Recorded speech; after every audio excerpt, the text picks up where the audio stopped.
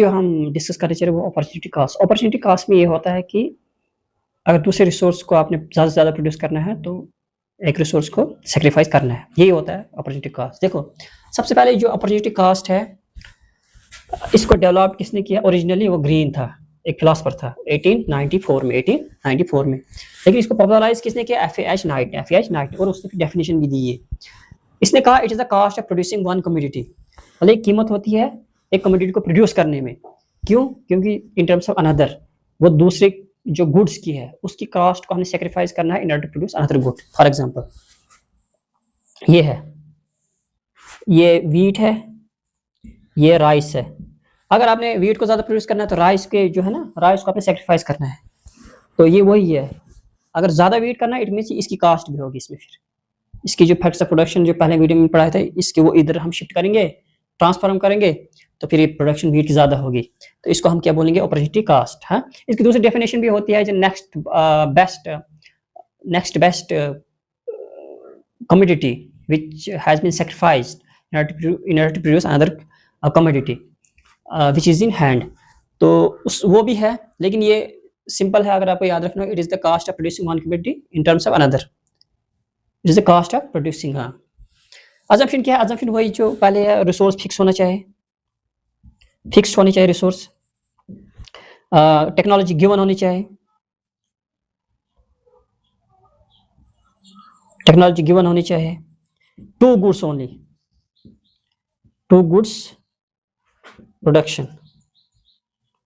तभी तो हम ये कर सकते हैं, वरना ये इस लाइन में क्या दिखाओगे? दो चीजें नहीं होंगी। ठीक, तो ये है।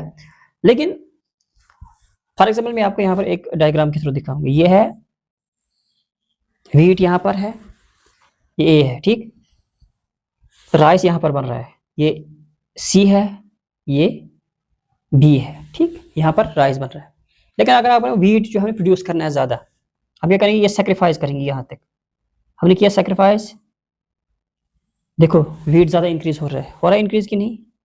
ये डी है, तो ये ई तक हमने, सी से ई हमने सेक्रीफाइस किया। ठीक, ए से लेकर एफ, ये आप एफ पॉइंट है। ठीक, ये जो है ना ए से लेकर एफ, ये हो गया अपॉर्चुनिटी कॉस्ट। ये क्या हो गया? Opportunity cost. लेकिन ये जो शिफ्ट हो रहा है ना, मतलब यहाँ से तो ये सेक्रीफाइस कर रहा है, लेकिन ये एडिशनली और इंक्रीज हो रहा है। आपको नहीं लग रहा है एडिशनली और इंक्रीज हो रहा है? इसे नया जो टॉपिक है वो कॉन्सेप्ट में आता है, उसको बोलते हैं मार्जिनल अपॉर्चुनिटी कॉस्ट। ये याद रखना, मार्जिनल अपॉर्चुनिटी कॉस्ट।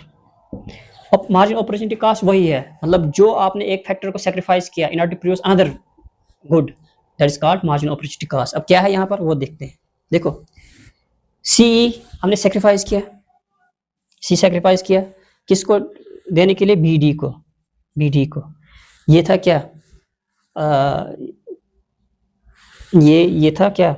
ये राइस है, डिवाइड बाय वीट है। ठीक, राइस लॉस हो गया और ये गेन हो गया, इसको हम बोलेंगे मार्जिनल अपॉर्चुनिटी कॉस्ट।